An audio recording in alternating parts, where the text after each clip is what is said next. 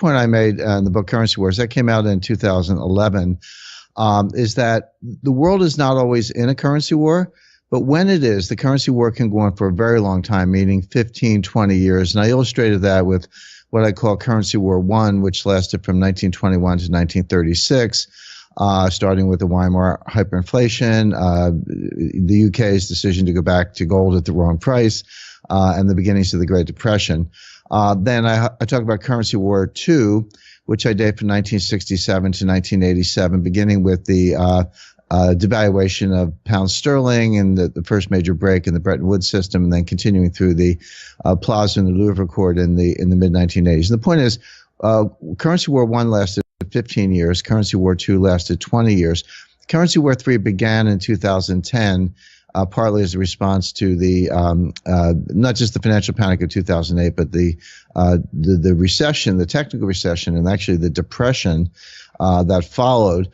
But here we are in 2017. It's no surprise that 7 years later, we're still in this currency war. And I would expect that we'll still be in it 2 years from now, or maybe 5 years from now, because they don't have logical conclusions. It's like a tennis match, among equally, talented players. The ball just goes back and forth and back and forth. I devalue, you devalue, I devalue again, you devalue again, etc.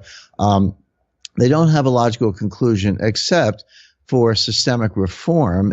If people actually get together, as they did at Bretton Woods in 1944, or as they did in the Plaza Accord in 1985 and the Louvre Accord in 1987, and sit down and agree on what international monetary experts actually call the rules of the game. That's not a made-up phrase. That's shorthand for, how is the international monetary system supposed to work among the major players? That's what people mean when they say the rules of the game. Right now, there are no rules of the game, but because we're in a currency war. But if you can agree on rules of the game, that's one way for currency wars to end. The other way they end is with systemic collapse, where things just spin so out of control that people lose confidence in paper money. They lose confidence in the system. They run to hard assets, gold and silver, obvious ones, but fine art, land, natural resources. There are many other alternative assets to the main currencies, and that's another way out. And again, we saw that in the Great Depression.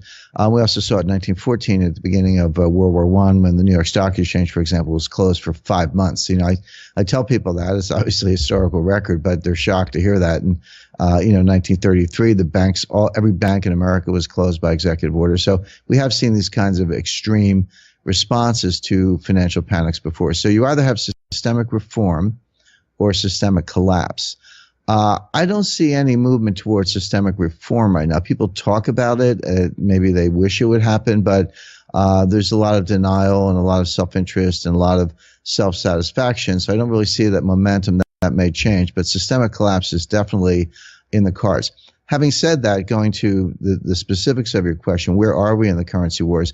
I also made the point in my first book that currency wars lead to trade wars, and that trade wars end up being shooting wars, kinetic wars. And right now we are seeing definite signs that we're tipping into the trade war phase, particularly with the Trump administration. Now, just to illustrate that, during the presidential campaign, the 2016 presidential campaign, Trump over and over, railed against China, called China a currency manipulator. He said, when I win, I'm sworn in my day one executive order, we're going to label China currency manipulator. Now, that's not actually how you do it. I mean, you can call anyone anything you like, but the currency manipulation designation comes from the U.S. Treasury.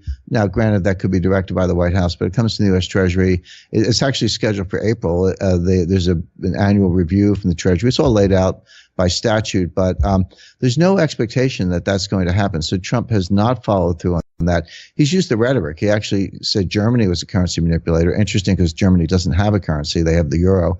So he's throwing the word around, but he hasn't actually done anything. However, Trump is dead serious about trade sanctions, trade relief, and tariffs. And the team there, you see Peter Navarro, Jim Lighthizer, Robert Lighthizer, the U.S. Trade Representative, and Wilbur Ross at the Secretary of Commerce.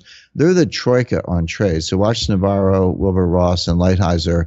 They're going to be pushing back against China, not on the currency front, but on the trade front. It'd be interesting to see what happens with President Xi and President Trump meeting in Mar-a-Lago next week.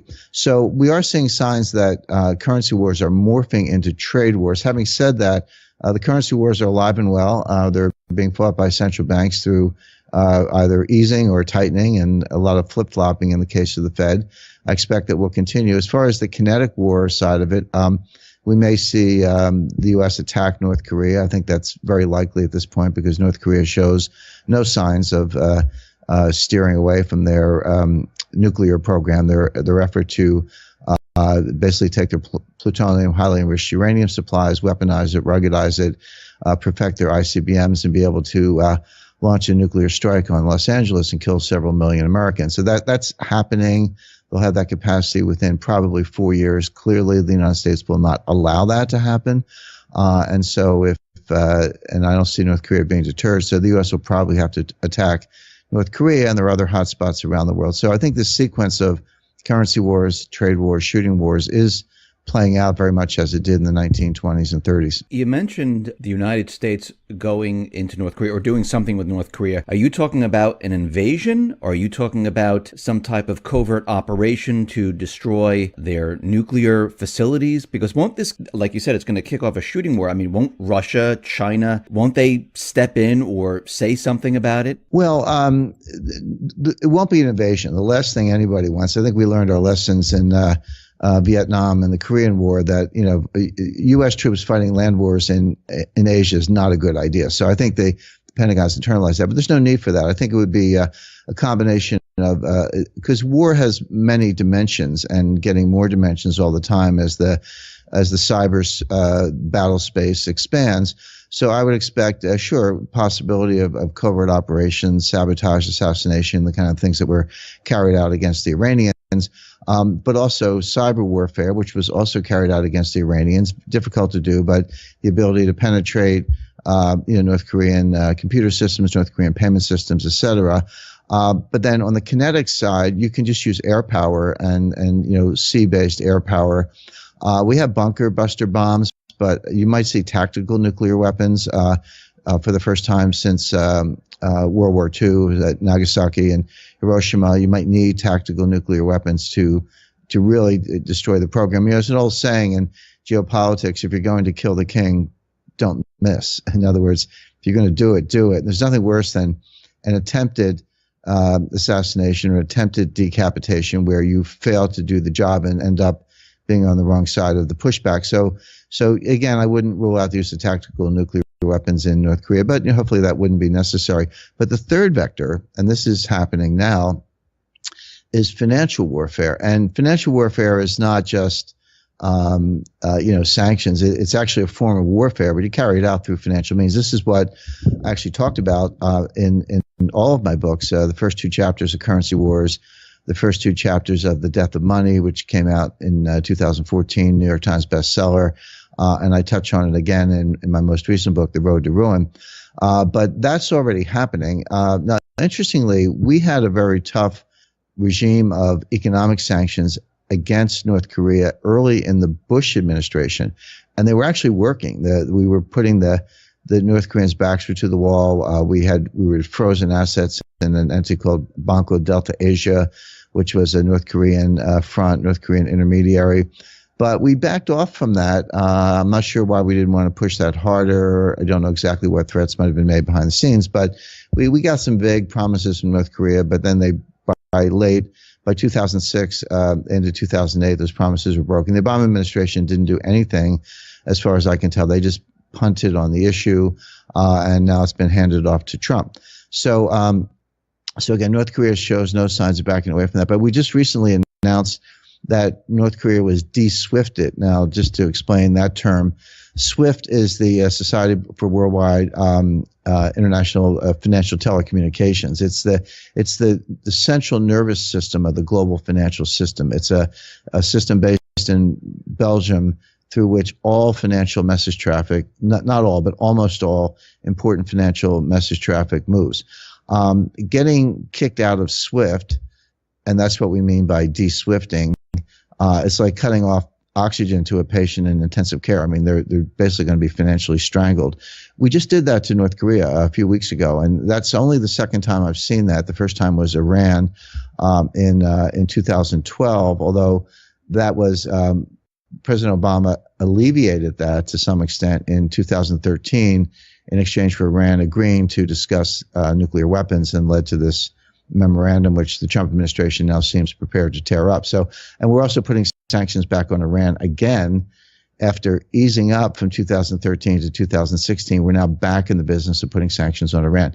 So this is the financial warfare space. So you have special operations, cyber warfare, financial warfare, and combining the two, cyber financial warfare, and then possibly air power, all designed to either deter or degrade the North Korean nuclear program. Now, you mentioned the SWIFT program, and Russia came out with an announcement that they're ready to separate from the SWIFT system. And I know China is also working on a separate payment system. In your view, why are they doing this? Well, because they know it can be used against them, and it is very effective. As I say, it's like cutting off the oxygen supply is not overstating the metaphor, so to speak.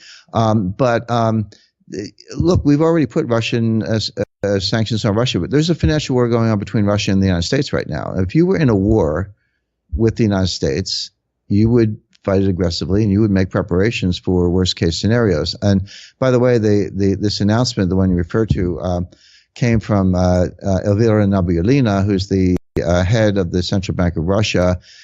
In my opinion, she's one of the two best central bankers in the world. I would say the other one's Mario Draghi, but head of the ECB. But Mario Draghi and Elvira Nabiullina, in my view, are the only two central bankers who actually understand central banking. It's very clear that Janet Yellen and before her Ben Bernanke don't understand central banking. They've kind of bumbled through a bunch of egghead science experiments the last 9 years.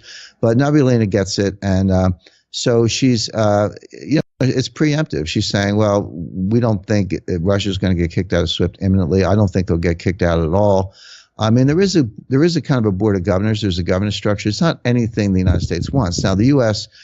has a very, very powerful voice. And before we de-SWIFted Iran, we kicked Iran out of the dollar payment system. When I say kicked you out, what I mean is we say to all the banks, hey, if you move money for Iran, we're going to kick you out. Well, that's to Credit Suisse or UBS or Deutsche Bank or Citibank or JP Morgan. That's existential. You would basically be out of business. And so they have to comply, and they don't always comply. And there have been tons of investigations and multi-billion-dollar settlements and deferred prosecution agreements over banks violating some of these, prominently HSBC, but also others. HSBC seems to be JP Morgan kind of run like criminal organizations as far as I can tell. But so we say to the big banks, if you let Iran, in this example, or Russia or North Korea move money through the system, then we're going to kick you out of the system. And obviously they can't afford to let that happen. So that was easy for the United States because we control the dollar payment system. But you get over to SWIFT, see what Iran did is they said, okay, we can't sell oil for dollars anymore because we can't receive dollars through the payment system. We'll just sell it for euros or Swiss francs or other currencies that you might want, and they could move through SWIFT. So then we kicked Iran out of SWIFT. But to do that, we need the votes of the other members of the board, which are mainly our European allies, Germany, France, UK, and some others. And at this point, you sort of need China to go along as well. So I think it's unlikely that Russia would be kicked out, but they're not waiting around to find out the hard way. They're saying, okay, you cut off our oxygen supply. We got a spare oxygen tank over here. And they built an alternative payment system, and China's doing the same thing. All this, by the way, is very detrimental to the dollar's role as the leading reserve and payments currencies. And I've said this to people in Washington. I do, a bit of consulting and meetings with people in the national security space, including government officials, intelligence community, Defense Department, et cetera, Treasury. And I've said to them, I said, look, using our weight, using the dollar as a weapon is extremely powerful. But be careful what you wish for, because the more you throw your weight around, the more people aren't just going to stand for it, the more they're going to build alternative systems. And someday you're going to wake up and find that, you're pushing on a string. You're trying to punish people with dollar-specific sanctions, and they don't work anymore because no one needs the dollar. We're not there yet, but we're pretty far down that road. So do you think countries like China, Russia, are they dumping treasuries, the dollar? Are they preparing to separate themselves from the dollar? Yes, and they're doing it several ways. One is reducing their exposure to dollar holdings, not all at once, not dumping them en masse. But if you look at, there's something called the Tick Report, which comes out from the Treasury periodic. I think it's once a month, or it's at least quarterly, but whether it's monthly or quarterly, it's available on the Treasury website, and it shows foreign holdings of U.S. Treasury securities.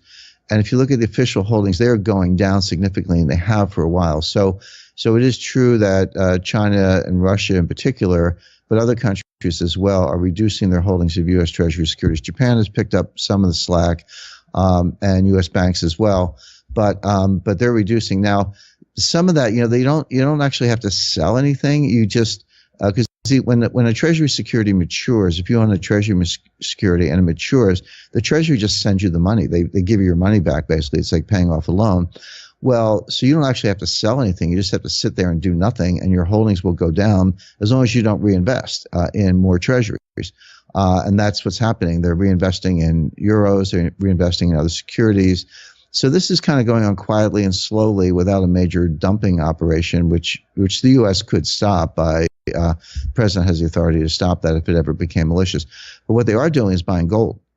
Now, China, I'll separate the official numbers from what we actually think is going on. The official numbers are they've tripled their gold reserves in the last 11 years. So from 2006 to 2017, they have officially gone from about 600 tons to about 1,800 tons of gold. But China is non-transparent based on mining output, Hong Kong exports, Swiss exports, etc. There's good reason to believe that China's gold holdings are actually more in the order of 3,000 or 4,000 tons, perhaps even higher. I've heard some reports that they're a lot higher. Russia's more transparent, but they have tripled their gold reserves as well just in the past 8 years. So they've gone from 600 tons to about 1,800 tons. So if gold is not a monetary asset, if gold is a barbarous relic, as the critics like to say, why have Russia and China tripled their gold reserves in the last, as I say, between 5 and 10 years approximately, and continue to buy more gold every month? Russia's buying 20, 30 tons a month, sometimes more, sometimes less, but that's kind of been the run rate. Are they stupid, or do they see something that most people don't? Well, I guarantee they're not stupid. I've been to Moscow and Beijing and Shanghai and met with officials there, and they're very, very savvy. So clearly they see something that most investors don't see, and they're getting ready for this collapse of confidence in the dollar. It doesn't mean we won't have dollars. It doesn't mean the dollar goes away. But what it does mean is that the dollar very quickly and unexpectedly almost loses its status as the benchmark global reserve currency, to be replaced probably by the IMF special drawing right. But, if not, some new gold-backed currency. In your book, Road to Ruin, you mentioned the financial crisis. And part of your book says the next financial crisis will not be merely a bigger version of 1998 and 2008 crisis. It will be qualitatively different. It will encompass multiple asset classes on a global scale. How big is this going to be? It looks like an extinction level event. I mean, bigger than anything that's ever happened before. And let me explain why I say that, because it's, I don't like to make claims without backing them up with science or history or facts or, some combination of those things. When I make that point, there's sort of two vectors. One is I look at a tempo or sequence of prior financial crises. In particular, I focus on 1998. That was the Russia long-term capital management crisis, which actually started in Asia the year before. And then I look at 2008. That was, called the Lehman Brothers crisis or whatever you like. And which also started the year before in 2007 with some mortgage defaults announced at Bear Stearns and HSBC and elsewhere. So those are the two case studies I have. And then I take that 10-year tempo from 1998 to 2008, and I just take it out 10 years. It's just a convenience to maintain the 10-year tempo, and talk about 2018, except I make the point that it could be tomorrow. I mean, don't think that you can just sort of put your feet up until 2018. If it's even then, this is something that could happen tomorrow. But here's the point. 1998, and by the way, I was counsel of long-term capital management. I negotiated that bailout. I was in the room with Fed and Treasury officials. We were on the phone to Tokyo. I know exactly what was going on behind the scenes there. We were just hours away from closing every major market in the world, stock markets and bond markets, at least temporarily, to deal with the panic that would have ensued, because it wasn't really about long-term capital management. I mean, it's a hedge fund, right? If we had filed for bankruptcy in the Cayman Islands, which we were fully prepared to do, I'd like to say I would have just slept in the next day. There would have been nothing much for us to do. But our $1.3 trillion of derivatives exposure would have suddenly been flipped back to Wall Street. They were counterparties in all that trade. Well, if you have a two-sided position, which they do because they're intermediaries, and one side goes away, all of a sudden you have a one-sided position. So you have to go out and sell that security. So it would have been massive sales of stocks and bonds, more than the market could absorb, and that would have been a panic. So Wall Street didn't bail out long-term capital management. They bailed out themselves by taking over the balance sheet and doing an orderly unwind. So that's what happened then. In 2008, same thing. We were just days away from the sequential collapse of every major bank in the world. So Bear Stearns collapsed in March 2008. Fannie Mae and Freddie Mac, the giant mortgage agencies, collapsed in June of 2008.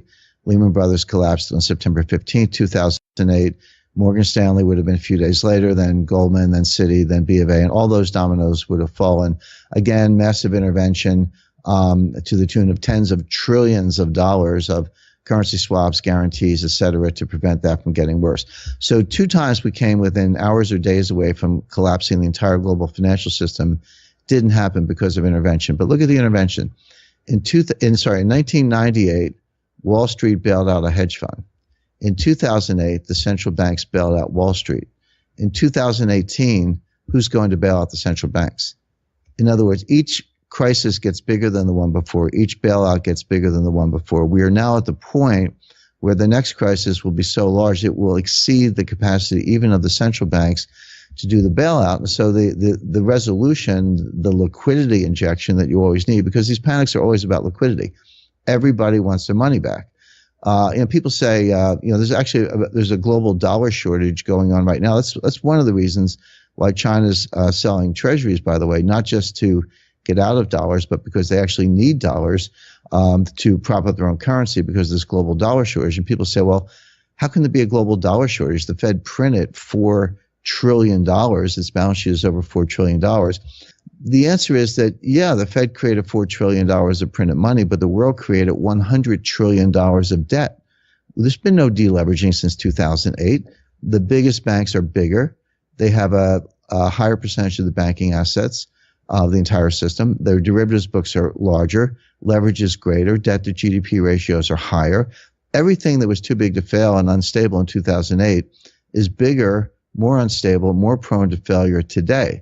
And just to kind of round out the discussion, when you use complexity theory, which is the branch of science that I use to build these models, and the central banks do not use them, they're using obsolete stochastic general equilibrium models. But when you use complexity theory, one of the things you learn from complexity theory, is very sound science, is that the worst thing that can happen in a system, the worst collapse, is an exponential function of scale. Now, that's just a fancy way of saying that the risk goes up faster than the size of the system.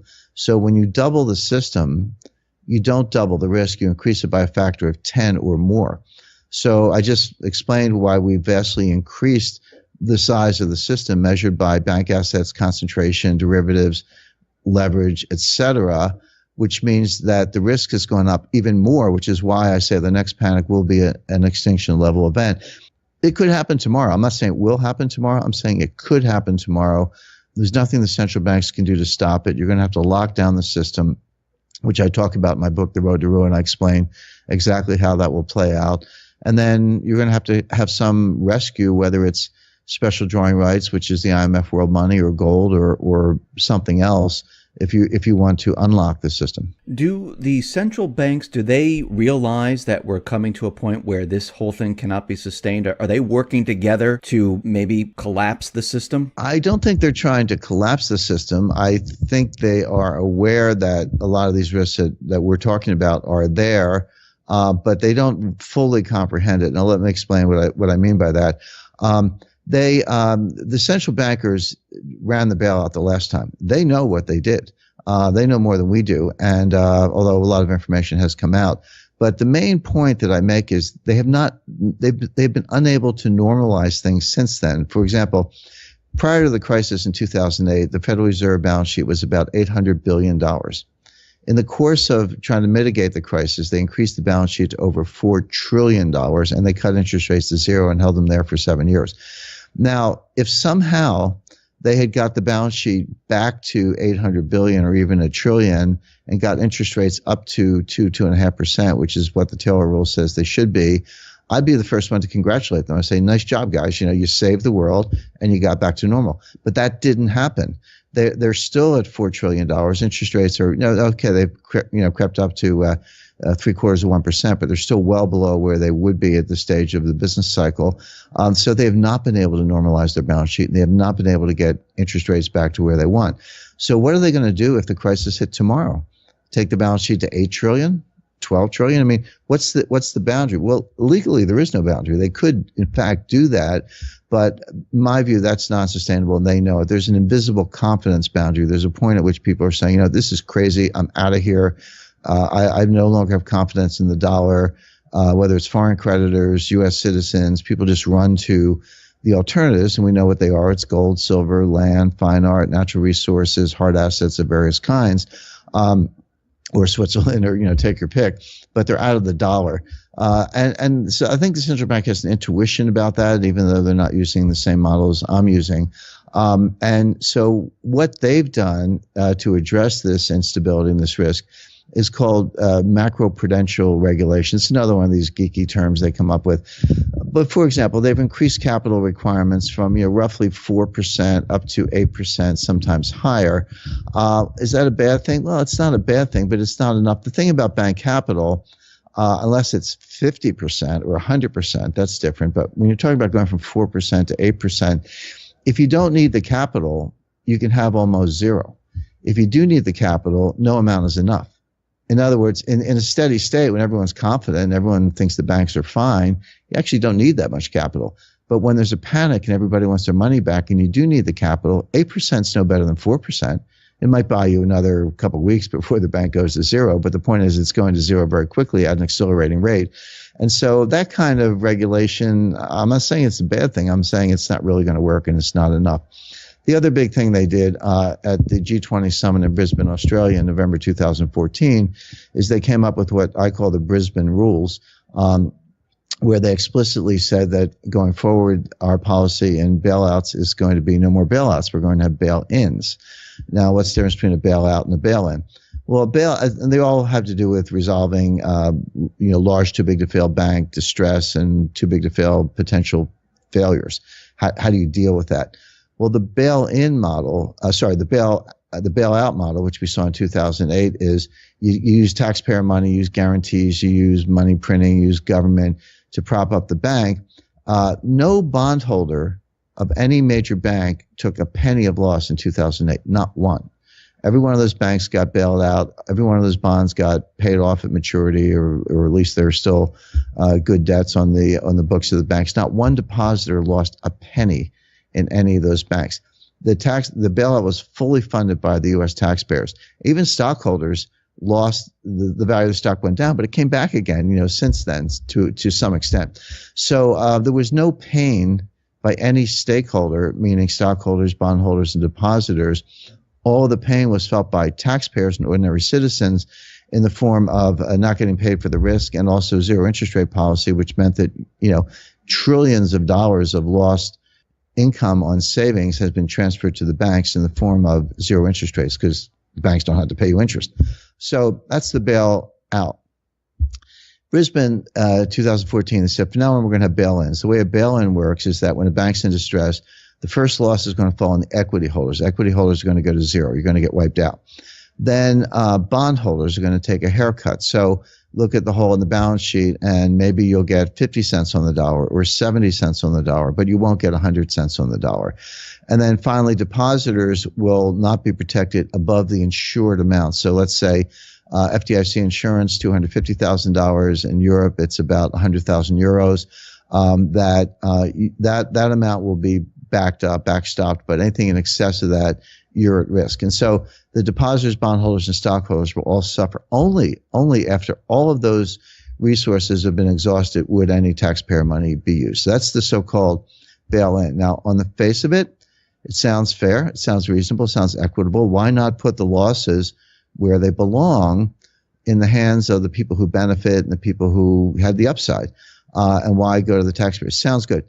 The problem is, in practice, they haven't lived up to it. And we have concrete examples. In the case of Italy, and pardon my Italian, it's not very good, but the Banco dei Monte I Paschi di Siena, BMP, oldest bank in Italy, definitely a too big to fail bank, that's being bailed out by the Italian government because they don't want to face the political pain of having to put losses on bondholders who happen to be voters, by the way. Well, Angela Merkel was outraged by this, Chancellor of Germany. She turned to the Italian prime minister at the time, Renzi, and said, you can't do this. Remember, we agreed no more bailouts. We only have bail-ins. Renzi did it. Well, Renzi's gone now. He lost the election in December, but the new Italian government of technocrats is, in fact, bailing out that bank. But what Renzi did, Renzi turned to Merkel and said, oh, yeah, we can't do bailouts? Well, what are you going to do with Deutsche Bank? And that's a much bigger bank. They're in distress. They're insolvent. They're going to need a rescue. And are you seriously going to apply the bail-in rules to Deutsche Bank and let German working people suffer losses on their deposits just because they're more than 100,000 euros? So the point is, bail-in sounds fine in theory, but it's not lived up to in practice because of the politics. So there really are no solutions on the table. Bank capital is never enough. Bail-in is not being respected in practice. Meanwhile, the system keeps getting bigger, more unstable. And so when the crash comes, they're going to have to go to what I talk about in my book, The Road to Ruin, the ICE 9 solution.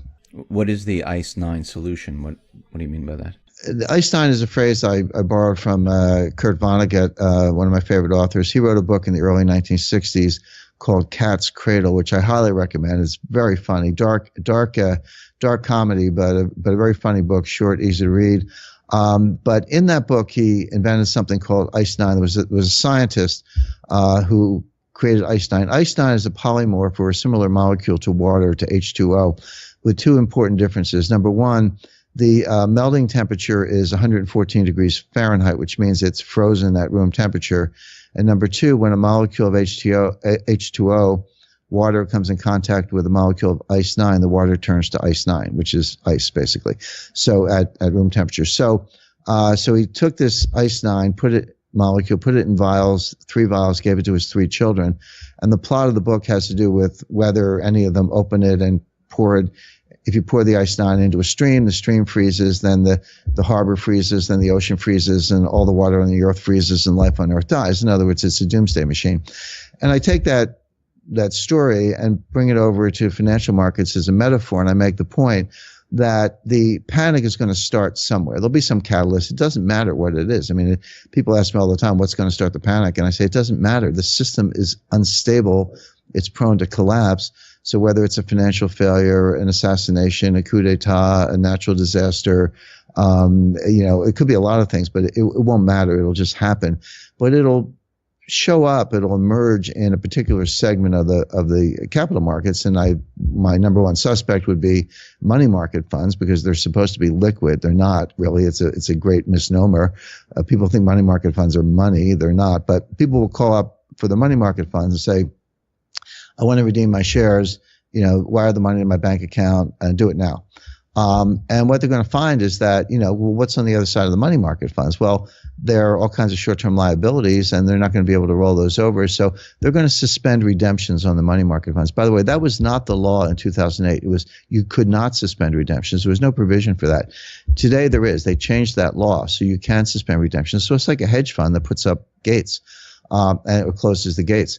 So then people say, oh, gee, I can't get my money out of my money market fund. Well, I better take the money I do have out of the bank. So they're going to have to close the banks and reprogram the ATM so you can only get $300 a day for gas and groceries. And people say, oh, gee, money market funds close, banks close, I'll sell my stocks. Well, you're going to have to close the stock market. In other words, it's going to go from sector to sector the same way the ICE 9 molecule spreads exponentially to freeze all the water in the world. And eventually you're going to have to lock down the entire financial system. Now, they'll tell you it's temporary. And like I say, you'll probably be able to get a couple $100 a day for gas and groceries from the ATM while they're working on a solution. The solutions being the ones we mentioned earlier, which are, resetting or rebooting the international monetary system, new rules of the game, SDR, liquidity, maybe a gold standard, maybe a hybrid gold-backed SDR. But whatever it is, these things will take months to work out. And in the meantime, you're going to have this ICE 9 solution. I talk about this in a lot of detail in my book. And by the way, yeah, there are 151 footnotes. Actually, not footnotes; they're endnotes. They're notes, but they come at the end, so you don't have to read them if you don't want to as you're going through the book. But everything I'm describing is documented, backed up, supported either by science. Put the equations in the endnotes, or official documents, statements. You can find it all. None of it is fantasized. None of it is Jules Verne science fiction. It's all happening. It's already happened to some extent. We've seen it in Cyprus. We've seen it in Greece. We saw it in India with demonetization. Europe got rid of the 500 euro note. This is all part of the war on cash. The war on cash is designed ultimately to eliminate cash, to force everyone into all their wealth into digital form. And I like to make the point that before you slaughter cattle, you have to herd them into a pen. And before you slaughter investors, you have to herd them into a digital pen at one of these major banks. And once all the wealth is digital, it can be frozen, locked down, confiscated, taxed, monitored, et cetera. But before you do that, you have to eliminate cash, and that's exactly what's going on. So we're already seeing ICE 9 in small ways, and it'll get worse. How long do you think this will last? When the whole financial system goes dark, how long will people suffer through this? Well, one day seems like a long time when you can't get your money. But look at historical examples. And by the way, I also make the point, everything I described is backed up by official sources or science. But I also make the point, every one of these things has happened before. So the New York Stock Exchange was closed from July to December 1914. And it was a global financial panic at the time. 5 months, the New York Stock Exchange was closed. People actually went out on the street, on New Street, and they traded shares by hand. Cash. Bring your cash, bring your shares, and sign them over. It was called the Curb Exchange. In 1933, President Franklin Roosevelt shut every bank in America by executive order. Just said every bank is closed. He didn't say when they would reopen. In fact, they did reopen about 8 days later, but nobody knew when they were going to reopen. That was before the days of ATMs, obviously. You couldn't get your money.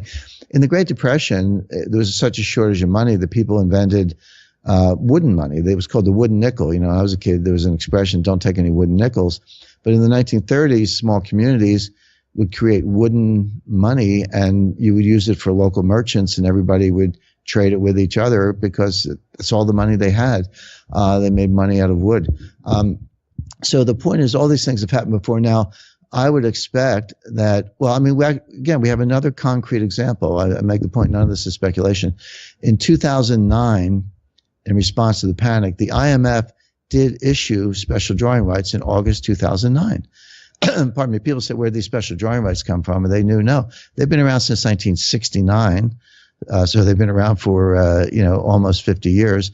And they have been issued from time to time, usually associated with market panics and liquidity crises. The last time they were issued was August 2009. Now, that panic, the acute stage of that panic was September 2008. That's when Lehman Brothers filed for bankruptcy. So it took 11 months to issue the SDRs. Well, even if you put that on an accelerated timeline, next time, because the panic will be worse, I don't see how you could do it in less than, I'll guess, but 5 months or 6 months. Certainly a new international monetary order. Bretton Woods, the actual meeting at Bretton Woods just took a few weeks in June 1944, but they'd been working on it for 2 years. Britain and the UK in particular, under the direction of Winston Churchill and Franklin Roosevelt, have been working on it for 2 years. So these things can't be done overnight.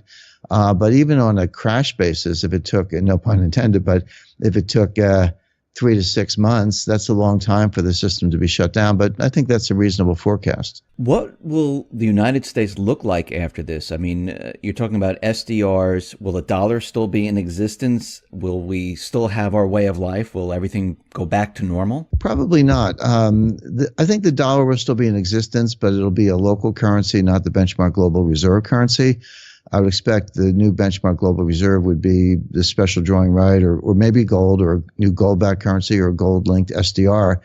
or else the whole system will splinter and we'll have autarky, and every country will, be on its own with its own currency, and globalization will, kind of grind to a halt. But we'll still have dollars, but it'll be a local currency. If I go to Turkey today, I'm going to get some Turkish lira, and if I go to Mexico, I'm going to get some Mexican pesos. Well, if you come to the United States, you'll want some dollars, but it won't be used for the big things, settlement of balance of payments, reserve positions of major countries, payment for oil, things of that type, in direct foreign investment. That would all be done, I would expect, either in SDRs or a new gold-backed SDR of some kind. As far as life, it's interesting. I say, if you want to know what's going to happen in 4 years, read my books. But if you want to know what's going to happen in 30 years, there's an author named Lionel Shriver. She's a novelist, very accomplished, well-known novelist. But, a lot of times fiction writers come closer to the truth than economists. Everything from Isaac Asimov, 2001 to Jules Verne and others. They've done a pretty good job of predicting the future. But she's a novelist. She has a book called The Mandibles, which I highly recommend. Great novel just on its own, but it's about life in a post-financial collapse world. And the point is, life goes on. I mean, it's not the end of the world. It's not like getting hit by an asteroid, but it's different. So it's not the end of the world, but it's the end of the world as we know it. And people still go to the store, but there's crime is rampant, and if you want police protection, you have to pay for it. And you get to the store, they have certain things, not others. And property is run down, and people are moving in with each other, and people who used to be rich are suddenly poor, and how do they adjust to that? I'll leave it at that. I don't want to give a spoiler alert, but if you want to, and I'm not saying it's going to play out exactly that way. That's not my point. My point is, if you want a very realistic portrayal of what life could be like in a post-financial collapse world, that's the best I've seen, and I highly recommend it. How can people prepare for this? I mean, some people say gold, some people say silver, some people say Bitcoin. What's your take on this and how to prepare and protect your wealth? Well, I say gold and silver and a few other assets, but my advice is to put 10% of your investable assets in gold and silver as well. Silver has a very practical application. Look, it's a precious metal. I don't spend as much time thinking about silver as I do about gold. And the reason is that gold is, in my view, money. It's the ultimate form of money. It's not just a monetary asset. It's the only form of money that I think really works in the long run. And so you should definitely have gold. But I recommend 10%. When I say investable assets, I would exclude, your home equity and your business equity. So don't gamble with your home. Don't leverage up your house to go out and buy gold. And a lot of people have some kind of business equity. You're an auto dealer, a dry cleaner, pizza parlor operator, lawyer, doctor, dentist, whatever it may be. You've got some business equity. Leave that to one side. So exclude your home equity and your business equity. Whatever's left, those are your investable assets. And I recommend 10% of your investable assets in gold and silver. And the reason 10% is that if I'm wrong, and obviously I don't think I am, but if I am, you're not going to get hurt with a 10% allocation. But if I'm right, that's going to go up so much that it will in effect be your insurance against bad things happening in other parts of your portfolio. And the practical aspect of silver, if you're just trying to preserve wealth in an age of collapse and ultimate hyperinflation, gold will do a better job of that than silver. But it might get to the point, which you do see in the mandibles, and I see, which is where you're going to have to go out and get groceries for your family, and the banks are shut down, the ATMs are shut down, and people say, well, one of the criticisms of gold is, well, what am I supposed to do with an ounce of gold? I want $50 worth of groceries, and I got a $1,250 coin to shave off a little bit, or buy a gram or whatever. Well, no, just use silver. So an ounce of silver will get you a day or a couple of days worth of groceries, and it'll be, believe me, people will take it in the scenarios we're describing. So I recommend, American Gold Eagles, is a good way to own gold. If you're a billionaire, maybe you want some bars, in a safe place. And I recommend American Silver Eagles. They're fun. There are other good coins around the world, Maple Leafs and others. Some people like these Austrian Philharmonic. By the way, I'm not a gold dealer, so this is this is how to preserve wealth. This is financial analysis. I'm not selling anyone gold coins, but I do recommend them as a way to preserve wealth. Beyond that, I would have an allocation in cash, and people are surprised to hear me say that. They're like, "Wait a second, Jim, you're the guy talking about the death of money, the lockdown, ICE 9. Why would I want cash?" The answer is you might not want it for long or forever, but it's good in the short run. These things can happen quickly, but I don't think it will come totally out of the blue. We'll have some forewarning and some ability to pivot. So for now, cash is, I think people underestimate the value of the embedded optionality. The person with cash can pivot into either maybe more gold and silver or some other asset class as we get nearer to this extinction level event. And land, fine art, these are all things that will preserve wealth and will do very well. So gold, silver, land, fine art, perhaps natural resources, investments in private equity, venture capital, startup companies where you actually know the entrepreneur. You're not relying on a digital payment system to secure your wealth. You actually have a paper contract with somebody and then that can have some value.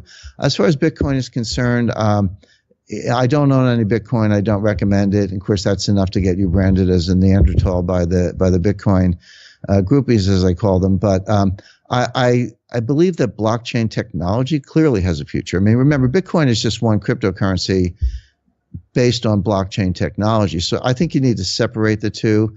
I'm not a technophobe. I get it. I've read all the technical papers on this. I've actually worked with U.S. Special Operations Command in trying to interdict ISIS use of cryptocurrency. So I know more about it than a lot of Bitcoin people actually. But so the blockchain technology, I think, is here to stay.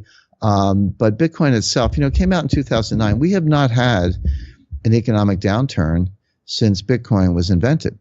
So we don't know how it performs in the business cycle. I can estimate how, dollars, euros, gold, stocks, bonds, all those assets have been through multiple business cycles. So we have some basis for thinking about how they perform, but we have no basis for understanding how Bitcoin performs in an actual recession or a financial panic, because there hasn't been one since it was invented. So to me, that's by itself, that's one reason not to be too Pollyannish about Bitcoin as a store of wealth. I do sympathize, however, with people in repressive regimes trying to get their money out. I mean, that's not easy. And so you see it in China a lot, people using Bitcoin to get their money out of China.